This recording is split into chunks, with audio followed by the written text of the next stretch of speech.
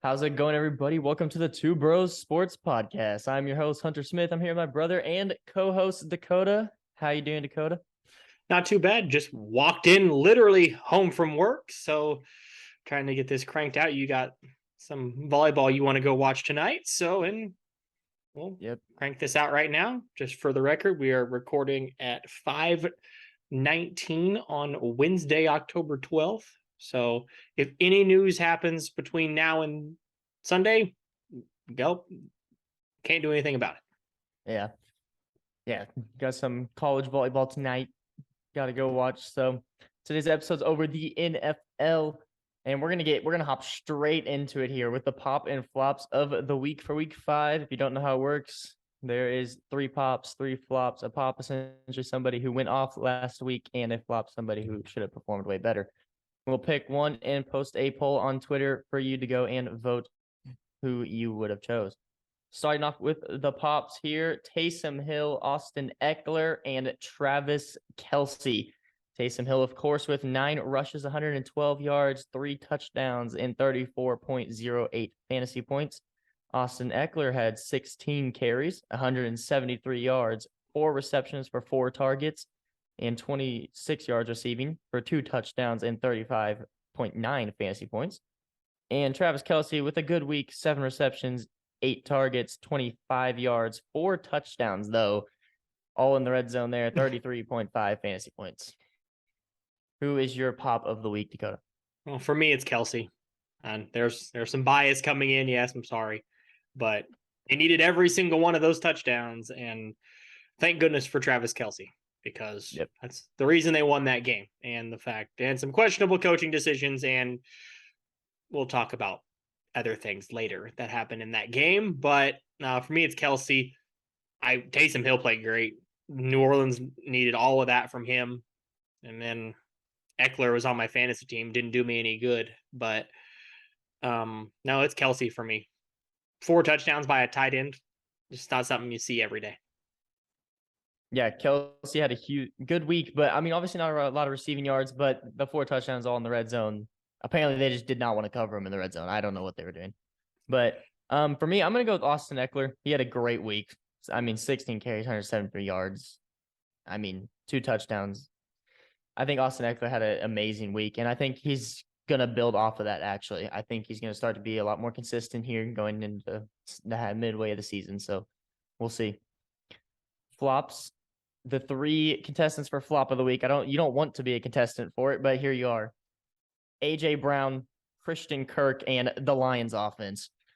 So A.J. Brown, 3 receptions, 32 yards, no touchdowns, and 6.2 fantasy points. Had him in Family League. Christian Kirk, 1 reception, 3 targets, 11 yards, and 2.1 fantasy points. I also had him. No, you had Kirk. I have A.J. Brown. That was where I picked. Oh, that's the one. That's the one. Yeah, and the next one's just hilarious. Well, it's the Lions offense. I'm gonna be honest. I looked at the stats before the podcast before we started. How do you not punch in a touchdown somewhere, or a field goal? I don't know, dude. A safety? Like y'all need something. They're the Lions. They're fake. Are they a fraud now? They had the best offense in the NFL for 3 weeks. For the first 4 weeks. Out. It's because nothing. It's because Bill Belichick is apparently just this god defensive coach, because they were the best offense in the league for the first 4 weeks and then come and play the Patriots and don't score at all and lost to a 3rd string quarterback. You want your loser team of the week? It's the Detroit Lions. They should be used to that at this point, though.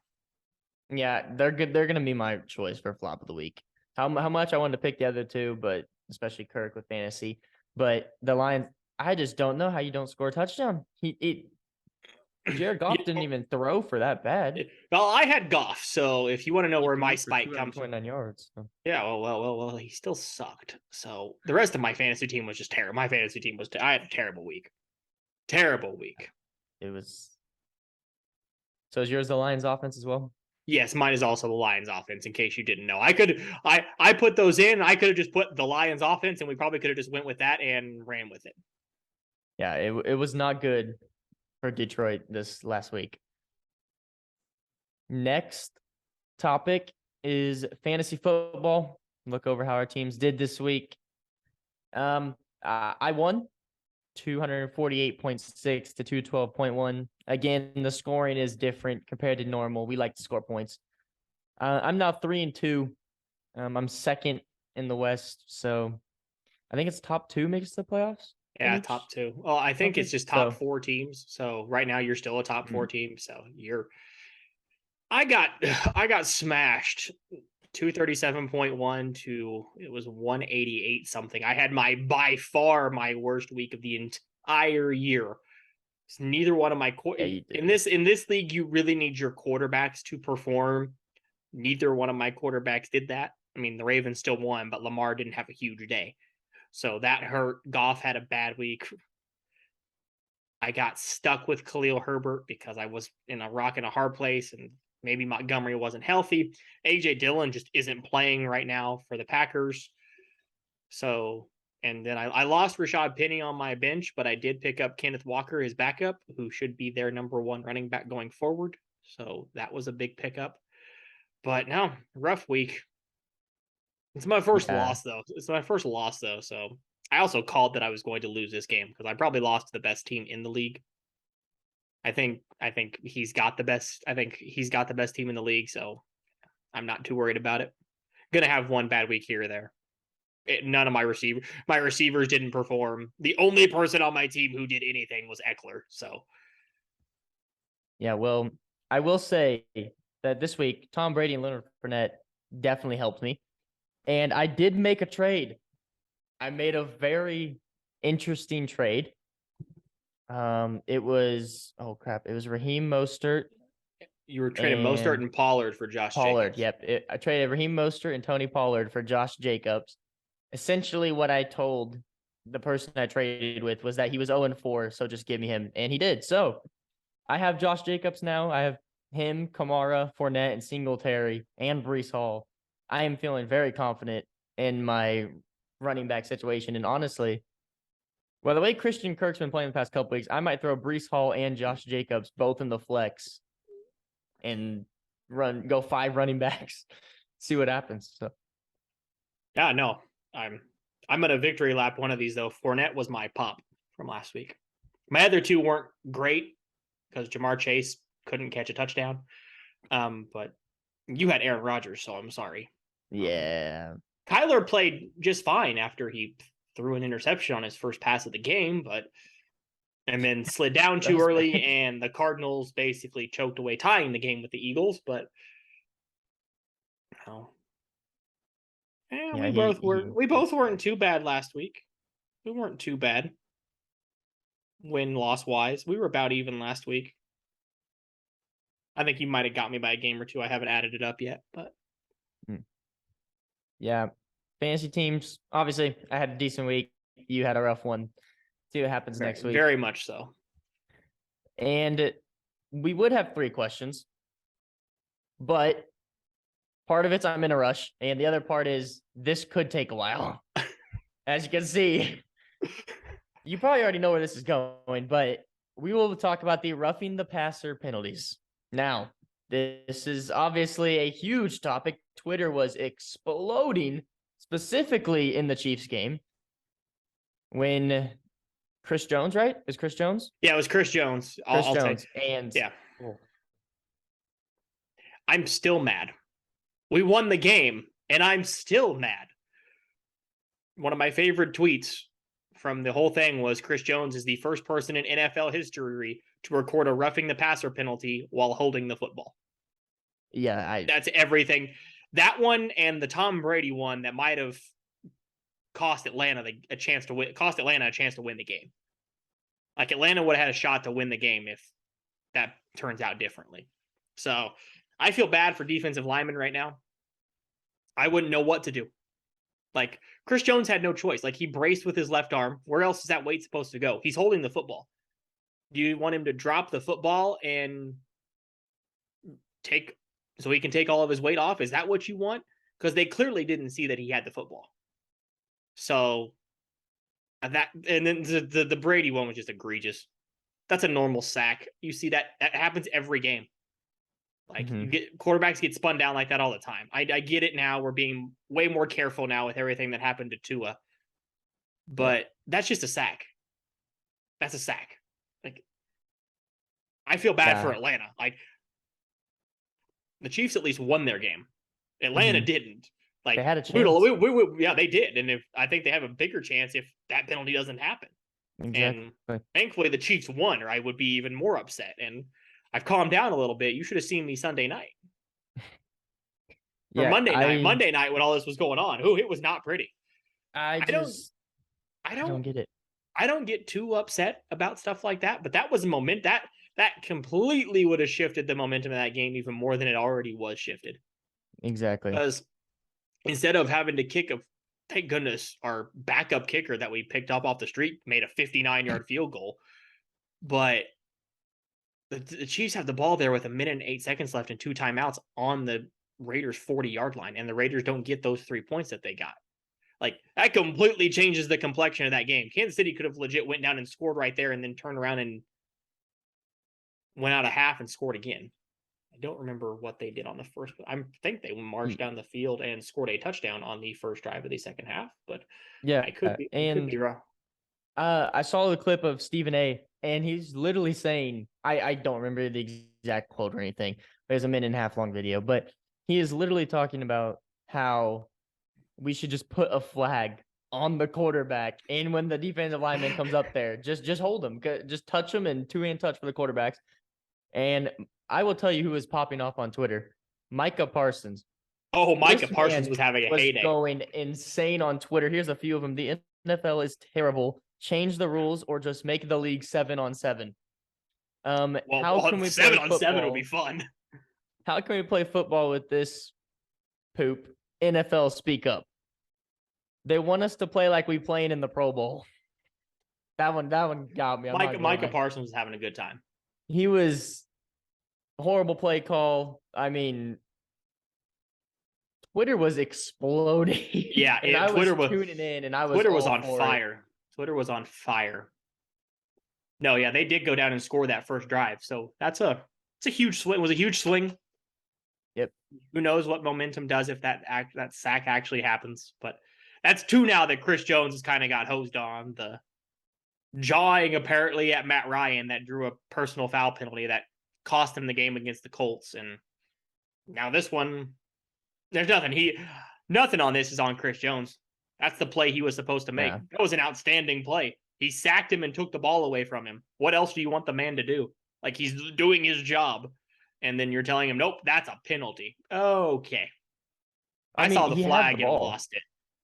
Yeah, like, he had the football. Well, the thing is, when it happened, the ball. So me and one of my buddies, we were here watching the game in my dorm. And the moment it happened, we both went, what's the flag? Because nothing made sense. I think everybody, honestly, even if you're a Raiders fan, I think you had to go, what's the flag? Because there's nothing wrong with that play. And if you want to disagree with us, please come at me. DM me. I will go to town. Because our DMs are open. Let's go. And I know they're trying to protect quarterbacks, but there's a point in time when it gets too soft, and that is too soft. The official came out after the game. He talked about how he was going by the rule book and how it was because Chris Jones's full body weight landed on him. What do you want to? If Chris Jones even tried to actually brace himself when with his left arm, you watch his left arm on the replay. He puts his left arm down to try. Yeah, so because he can't physically put his right arm down because he's holding the football. Yeah, like I get it that the quarterback is still offered the same protections even though they don't have the football. But at that point, what does Chris Jones become then? Is he the ball carrier technically? Like, I get it. You can try to explain it and use the rule book and everything. That doesn't make sense. Nothing about it made sense. You can try to justify it all you want. It's the NFL trying to cover their butt because they've got a problem and they need to fix it. Yeah, and I highly recommend. I don't think I sent it to you actually. I highly recommend going on to Sports Center and finding this video of Kevin Hart talking about the correct way to sack a quarterback. It is Comedy Central. I mean, It's amazing. He gets picked up by two analysis and gets laid down on the ground with a pillow and a blanket. So, and if that doesn't sum up that up, I don't know what does, because I think it sums it all up perfectly. Basically. Yeah, the NFL didn't do themselves any good releasing the explanation of it. Yeah. They didn't do themselves any good. And if anything, they just made themselves look even more stupid than they already did. Well, we won't talk about the official about ready to cry later on in the game and try to make a call against the Chiefs, but Yeah. by the way, hat tip to Arrowhead. They let those officials have it. They heard The it. rest of the half. They let them have it. The rest of the game, basically. Every time that man wanted to talk, it was a boo, and it was beautiful. I know. And the Raiders, Hat it was a few plays later, I believe, they got a penalty, and the Chiefs fans were still booing, and it was great. Yeah. I loved it. Yeah. I won't hat tip the Chiefs fans that threw stuff at the Raiders players when they were going into halftime. Not hat tipping that. Hat tipping the booing of the officials. That was great. Everything else that happened, all that's nonsense. That should never be done. That looks bad. You just made the rest of the stadium look bad by doing that. And you know, maybe the NFL will figure out what roughing the passer actually is. Just like we still don't know what a catch is, but that's okay too. And we still haven't had that clarified.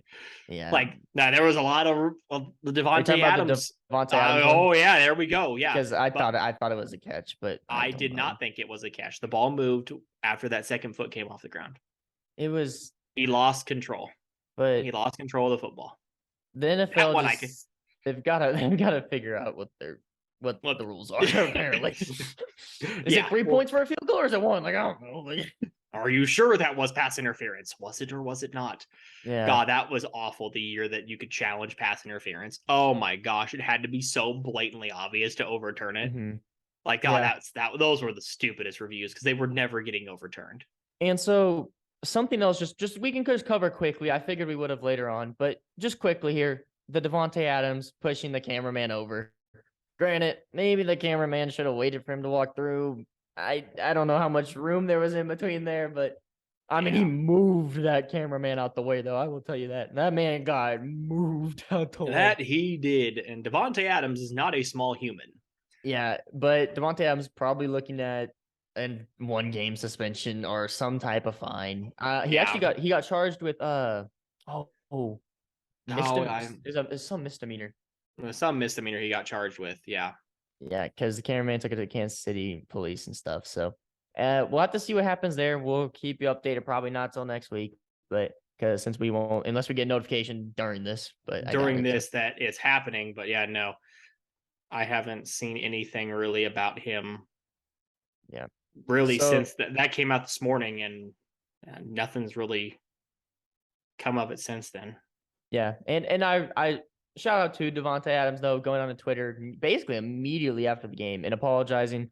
But end of the day, I think everybody saw a fine coming. It's just the way it is. So moving, though, to our pop and flop predictions for week 6. Well, obviously, this is the first week of buys. So there's some bye weeks this week. And those bye teams being the Detroit Lions, Tennessee Titans, Las Vegas Raiders, and the Houston Texans. So nobody that really matters. But for the pop of the week for week 6, we're starting off with quarterback, and I did pick the positions correctly this time. Oh, so good job. Pat myself on the back there. And my quarterback for the pop of the week is Trevor Lawrence. I think he's going to have a really good game against the Colts. And, I mean, he's coming off a loss against Houston, which is really bad. But I think Trevor Lawrence, he's had an okay season so far. But I don't think the Colts are – I'll give away my prediction now for this game. I think the Jaguars win it, and I think Trevor Lawrence can have a very good game. I am going to go with Aaron Rodgers. Playing the other team out of New York. Play the Jets at home this week after a pretty disappointing game against the Giants, who are now 4-1, much to my surprise. But I'm going to go with my quarterback's going to be Aaron Rodgers this week. I think that Green Bay's back at home. They're comfortable. I think he's developing those relationships with receivers now. I think he's going to have a big week. Yeah, that's a good pick. Going to running back, mine for this week, going to Cincinnati. It's Joe Mixon. I'm gonna be honest. He had 14 attempts last week for 78 yards. The thing is, though, we were actually shocked that he wasn't getting more touches. We felt like he wasn't really in the game. We know he had the 78 yards, but there's just something about it where it just didn't feel like he was in the game last week. And I think that's going to change this week against New Orleans. And I think they're going to actually run football up this upcoming week. I am going to continue to ride the Leonard Fournette train until it stops, because now he gets a matchup against the Steelers. Steelers defense is good, not when they're playing Buffalo, and you're giving up 98-yard touchdowns to Gabe Davis. But I'm going to keep riding Fournette. He's getting a lot of that passing game usage, and I just really think he's the focal point of this offense right now. And I think they're just going to continue to use him if they're going to continue to use him like this, and he's going to get 8-9 catches. Okay, I'm going to keep buying in until he decides he wants to flop. But I'm going to go for the second week in a row, I'm going to go with Leonard Fournette. Wide receiver next. I'm going with Justin Jefferson. He had 12 receptions on 13 targets last week for 154 yards. The week before that, 10 receptions, 13 targets, 147. I think he's going to keep it going. I mean, number one option, he's him.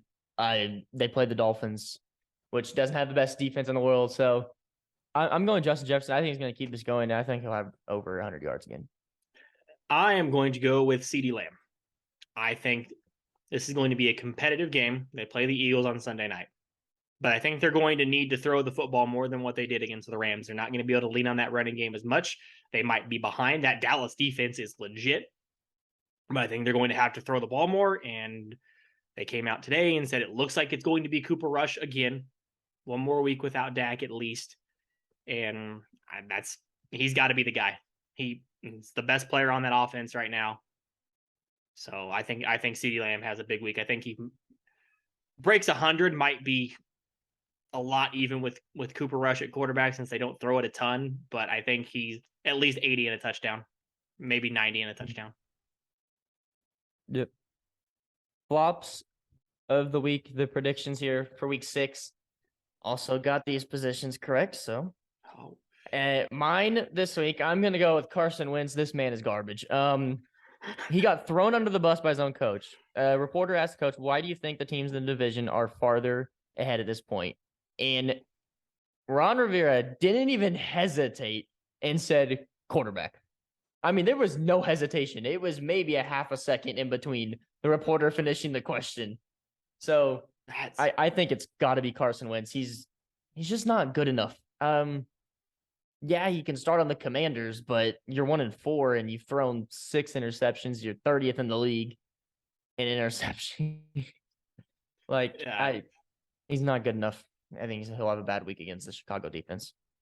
Okay, well, I am going to go with Daniel Jones. Nether. I don't know what you're talking about. That's Danny Dimes. Nether NFC's quarterback, because this is a matchup he should smash. Baltimore secondary hasn't been great, but I refuse to believe that Daniel Jones is good.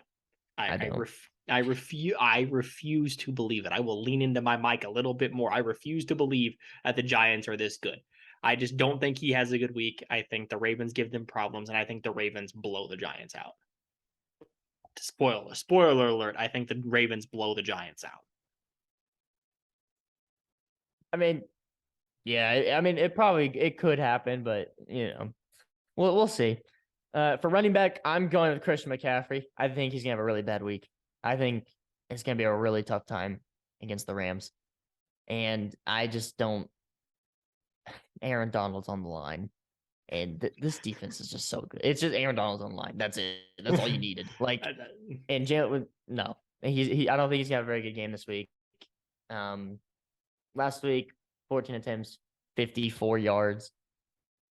on those 14 attempts with the touchdown. So the week before that, 8 attempts, 20. Yeah, it's not going to get any better. I'm going to go the opposite of Fournette here in that same game, and I'm going to go with Najee Harris. That Bucks run defense is legit. I thought about it. They're continuing to use Harris less and less. Jaylen Warren is starting to get more work. Najee Harris is no longer that 80% snap guy. Jaylen Warren's starting to get in there more and more, and they said they're going to continue to keep using him more and more. He started to take some away some of that third down passing work from Najee Harris. So I just don't see it, especially against this Tampa defense in a game where they're probably going to be behind. I don't like it. Yeah. Wide receiver, I'm going with Juju Smith-Schuster. I'm a Chiefs fan, but I don't think it matters. I think this is going to be a very good game. But Juju's got no touchdowns on the year, 22 receptions, 257 yards total. He's not been good. And it doesn't help that the Chiefs have so many weapons at wide receiver, and you have Travis Kelce and stuff. So that doesn't help his case either. But I think he's going to have a tough time doing anything against the Bills defense. Oh, this is too obvious. Can I just take the Dolphins receivers in general?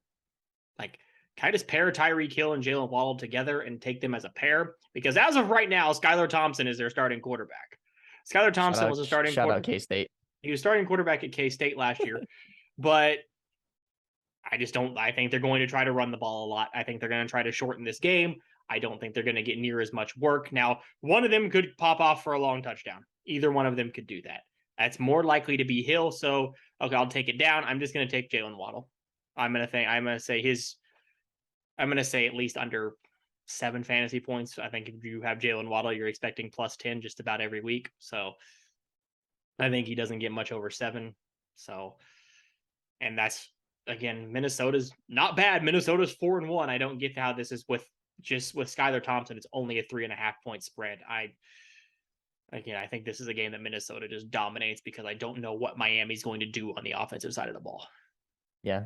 They're going to struggle on the offensive side of the ball this week. And last thing here is the week 6 predictions. So probably a shorter podcast, but that's all right. Don't have to use up as much of your time. So week 6 here, it's, obviously the 4 buys, but I think this could be a pretty good week. Well, if you ignore the Thursday night football game, then yes, I completely agree with you. Yes. Because this game is Monday bad. Night one too. So Thursday night football. No. Going to Chicago. It's the Commanders at the Bears here. I will probably not watch this. I'm going to be honest. I will do something else with my life. I'll watch it because it's football. That's probably the only reason I will watch it. I'm going to go with Chicago because of their defense. Yeah. Vegas has this game as a pick 'em. So the line is even. So it's pick whoever you want. I am also going to ride Chicago. Moving up to October 16th, Sunday slate of games at 12. It's at the Mercedes-Benz Stadium in Atlanta, and it's the 49ers versus the Falcons. And I'm going to go with the Niners here. And the Falcons, they played good last week. Again, roughing passer call probably screws them over, but I'm going to go with the Niners. I'm going to continue. I'm gonna take the upset here. Even they're a home dog. Atlanta's been in every game they've played, so I'm just going to take Atlanta. I'm still not convinced that Garoppolo's the answer, but he's what they have, and they've been fine with him. But they haven't played anybody since then. They played Carolina. Yeah. They fired their coach. So, I'm going to go with Atlanta. I think they're at home. That's basically the reason, and that they've been in every. This team could have a 3-2, 4-1 record at this point if a couple things broke differently. Yep, for sure. New England versus Cleveland. It's at Cleveland, and I'm gonna go with the Patriots actually in this one. I know they're down in the quarterback position, obviously, right now, but they had a big week last week, and their defense had a big week last week. So I think the Patriots will win this one. And I think, again, it's kind of like the Bears and the Commanders game. I think this is going to be up to the Patriots defense. Yeah, I'm going to go with Cleveland. I love their running game. That two-headed monster of Nick Chubb and Kareem Hunt. Nick Chubb is the leading rusher in the league right now, 7 touchdowns already. I just think Cleveland controls the clock and controls the game. They couldn't capitalize on a big mistake by Brandon Staley, the Chargers head coach. They had a field goal to give them the lead late in that game and missed it. So I'm going to go with Cleveland. Green Bay, it's the Jets versus the Packers, and I'm going to go with the Packers here. I think Aaron Rodgers is he's gonna have to do something. I mean, he's gonna have to play better if they're gonna even want to be talked about when the playoffs come around. I think Aaron Rodgers got to do a lot better, but I think this will be a good week. It's at home, and I think the Packers will get this one pretty comfortably. I do too. I think Green Bay bounces back after that loss to the Giants in London. I think Rodgers has a good game. I think Aaron Jones has a good game. I just think this offense gets back on track. I think Green Bay wins this one easily.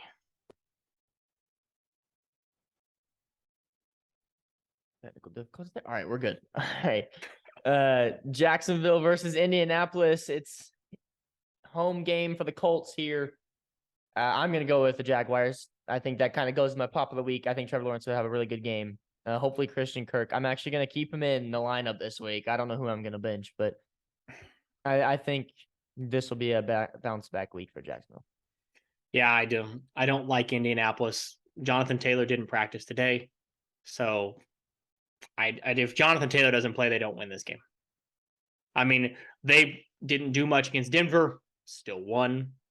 Don't know how, because the Broncos are actually terrible. But yeah, I'm going to roll with Jacksonville here. They shut him out the first time these two teams played, and this Indianapolis offense isn't any better now, and the Jacksonville defense is still the same. So I just think that regardless of where this game is played at, I think Jacksonville's a better team. Yeah, and the Colts last week, I have the fact pulled up here from Sports Center on and ESPN, and it's the Colts won with 0 touchdowns last week, and we all know that, but multiple interceptions and 6 sacks taken, and the last team to win under those conditions was the 1973 Browns. So they won in overtime. Actually, I'll save the Broncos thing for later when we get to Monday Night Football, but moving on to the next game, Minnesota, Miami. We both kind of gave it away here, but Minnesota. I don't care that it's in Miami. I think they're going to have a very tough time scoring, and I think Kirk Cousins and that offense is going to have a blow-up week. Yeah, they got back on track last week against Chicago. Dalvin Cook and Justin Jefferson both had big weeks, and Skylar Thompson's the quarterback for the Dolphins. I didn't think I'd ever say that out loud, but that's the case, and I'm going to pick Minnesota. Cincinnati versus New Orleans. Bengals at the Saints at the Caesars Superdome. I'm going to go with the Bengals here. They come off of a good game. I mean, I just don't see the Saints winning this game. I think Joe Mixon's going to have a good week. Well, I think he's going to have wait, did I put him as the flop? No, you had him as your pop. Yeah, I had him as the pop. Yeah, okay, yeah. Thought I was tripping myself over there. But yeah, I think Joe Mixon's going to have a big week, and I think Cincinnati wins. Oh, that's 4 games in a row. And for the sake of my fantasy team, I hope Cincinnati plays well because Jamar Chase needs to do me something. He needs to do something for me. I need that touchdown. I need that big game from Jamar Chase. Obviously, he is a big boomer bust guy. He's a big play guy. But I think they get back on track here against New Orleans. New Orleans snuck one out against the Seahawks, who may not be as bad as we think they are, but we don't know yet. We're through 5 weeks. But yeah, I like Cincinnati again. Ravens at Giants. I would like to ride this whole Giants train, but I don't think I think this week it's going to be 4-2. I think the Ravens will blow this Giants team out of the water, and let's see what happens. But I think Saquon and some people can still have some good game, like a good game, decent games. But I think the Ravens will win. Yeah, I'm picking Baltimore. I gave that away earlier, but yeah, I'm picking Baltimore, and I'm picking Baltimore by a lot. Tampa Bay, not a whole lot to add to that one. Tampa Bay at Pittsburgh.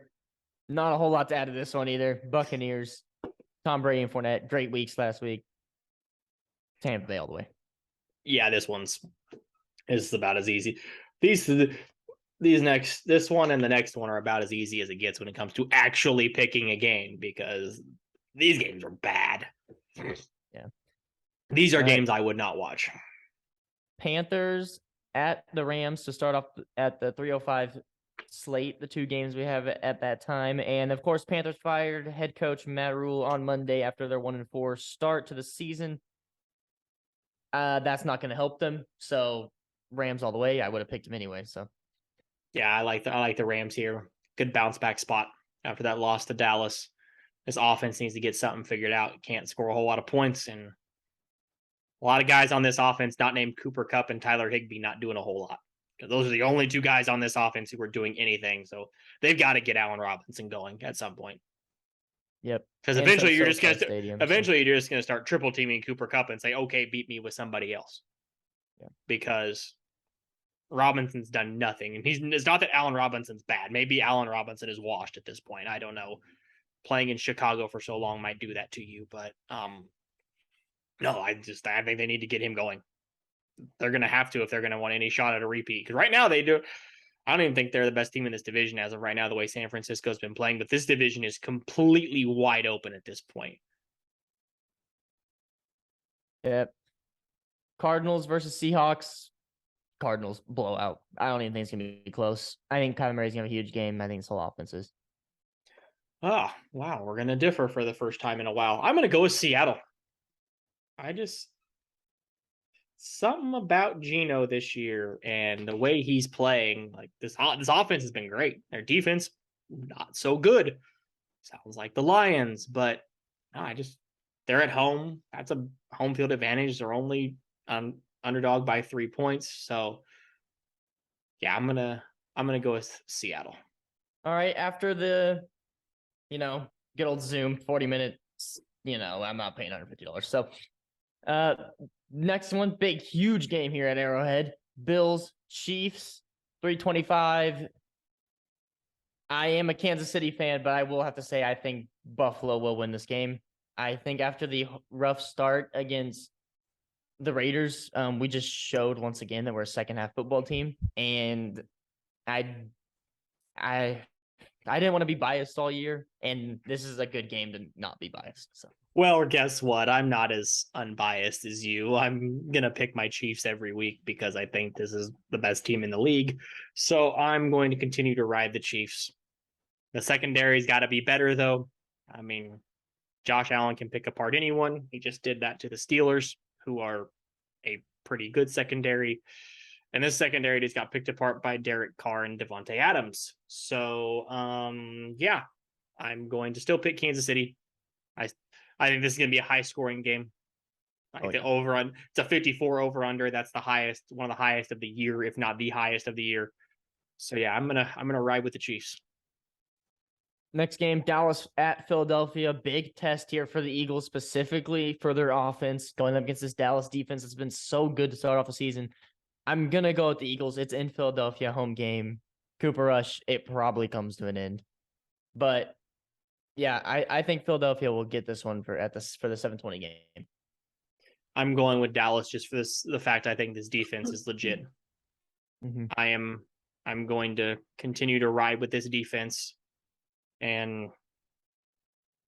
Micah Parsons. This whole defense is just great. The defense is great top to bottom, and that's the reason I'm not picking it because their offense is good, but I'm picking it because their defense is amazing. So.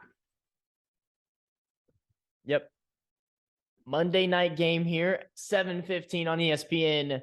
It's in California. It's the Denver Broncos at the Los Angeles Chargers. And I will say, I'm going to go with the Chargers here. I think they'll win by like 10, 14, something along those lines. And I think the Broncos will score a touchdown or two. But honestly, Denver, I think you have a better chance of winning this game away than at home. I mean, your fans left early before overtime even started. So well, that's because they knew what the outcome was going to be. And frankly, I would have just left too. Like that game was painful. That was one of my money. I'm finishing. That was one of the hardest to watch games I've ever watched. I don't know how I watched that game, why I watched that game all the way until the end. Oh, maybe because I had COVID. That's probably why I watched that game all the way to the end, because I had nothing better to do. So yeah, because that game was awful. In case anybody knows, I'm picking the Chargers, and it's not by a small margin either. I think Denver may just be bad. I think that they may just be bad. Their head coach Nathaniel Hackett looks like he's in over his head. He looks like he has a horrible coach. It looks like he looks like he is a terrible coach. God, if this is what Aaron Rodgers was dealing with, really? Like, hat tip to Aaron Rodgers at this point. If this was his offensive coordinator, like, come on, man. Like, this has been bad. Like, they can't score. They really can't do anything. And the guy who was probably one of their 3 best offensive players is now out for the year, Javonte Williams. But he's been Aaron Rodgers' offensive coordinator. He was their coordinator in Green Bay from 19 to 21. And Aaron Rodgers won MVP twice. Yeah. I mean, that's probably the reason he's ahead. He can thank Aaron Rodgers, because he's the reason. Aaron Rodgers is the reason this man's a head coach, but he's not a very good head coach. And you see that sometimes where some offensive coordinators just aren't as good as head coaches. And this is one of them. Some coordinators can't quite cut it. And he's not cutting it right now. And if you're Denver, you're kind of sweating bullets right now, because you spend all this money on Russell Wilson. Okay. This is not what you would not expect a 2-3 start. When you play Seattle, with as bad as Indianapolis had been, you can't even score a touchdown against that team. And you barely snuck out a win at home against Houston, who is not very good. They beat Jacksonville last week, but that was more Jacksonville than it was Houston. Denver's hurting right now, and they have got to get something sorted out, and quickly. Yeah, it has to be quickly. That's the main thing. There's some tough decisions on the road up ahead for Denver. Yep. Again, the bye week teams this week: Detroit, Tennessee, Las Vegas, and Houston. But that'll do it for this week's episode of the NFL, and we will see you next Thursday. A wonderful rest of your day and week. We hope to have you join us next time on the Two Bros Sports Podcast. With that being said, I am your host, Hunter Smith, and goodbye.